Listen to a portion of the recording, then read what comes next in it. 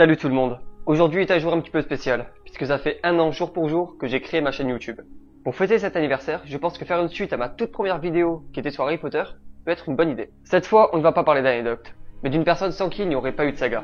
Celui dont il ne faut pas prononcer le nom, je parle bien sûr de Lord Voldemort. Voldemort, de son vrai nom Tom Elvis Jedusor, est né le 31 décembre 1926. Il est le fils d'une sorcière et d'un moldu, qui a abandonné sa femme avec horreur quand il a compris qu'il était sous l'effet d'un filtre d'amour depuis le début. Fruit de cette union sans amour, Tom est par conséquent incapable de comprendre celui-ci. Désespéré et seul, sa mère meurt tout juste 1 heure après avoir mis son fils au monde, le forçant à rester jusqu'à l'âge de 11 ans dans un orphelinat.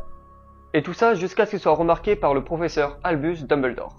Et c'est alors que celui-ci lui propose d'intégrer la fameuse école Poudlard. À Poudlard, le Choixpeau l'envoie directement à Serpentard après avoir à peine effleuré sa tête. Jedusor ne le sait pas encore, il est l'héritier du créateur de cette maison, Salazar Serpentard. Durant les années qu'il a passées à l'école de magie, il passe des recherches assidues sur les origines de son père, pensant qu'il était lui aussi un ancien élève de Poudlard. Mais il découvre rapidement que celui-ci n'a jamais fait ses études à Poudlard et qu'il est encore moins un sorcier. Cette découverte fait naître en lui une véritable rage envers les moldus, et cela le poursuivra jusqu'à la fin de sa vie. Il décide alors de changer de nom et de prendre celui de Lord Voldemort. À côté de ça, il se rend rapidement compte qu'il a une capacité bien spéciale. Comme son ancêtre Salazar Serpentard, il a la capacité de parler aux serpents.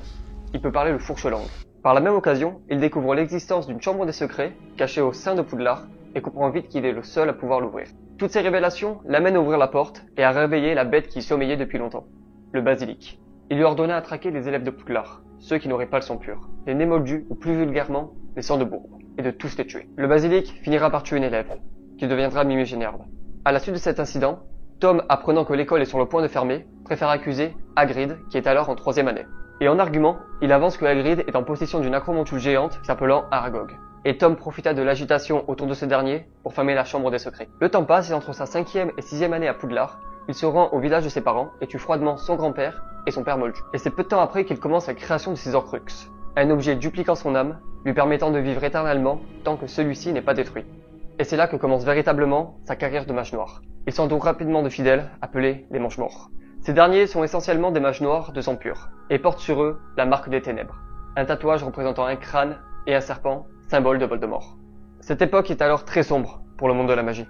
En effet, le Seigneur des Ténèbres, nommé ainsi par ses fidèles, est sans pitié, et n'hésite pas à tuer, torturer n'importe quel sorcier qui serait pas de sang pur. Le 31 octobre 1981, il apprend une prophétie annonçant sa fin. Il n'y avait que 2 garçons qui correspondaient à l'enfant de la prophétie, soit Harry Potter, soit Neville Londubat. Il se rendit chez les Potter, tout d'abord. Alors qu'il venait de tuer les parents d'Harry, il ne parvient pas à tuer celui-ci, son sortilège se retournant contre lui.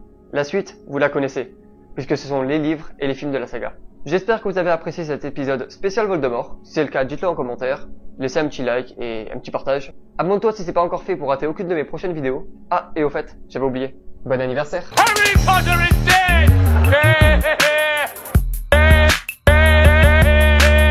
And now is the time to declare yourself dead! Dead.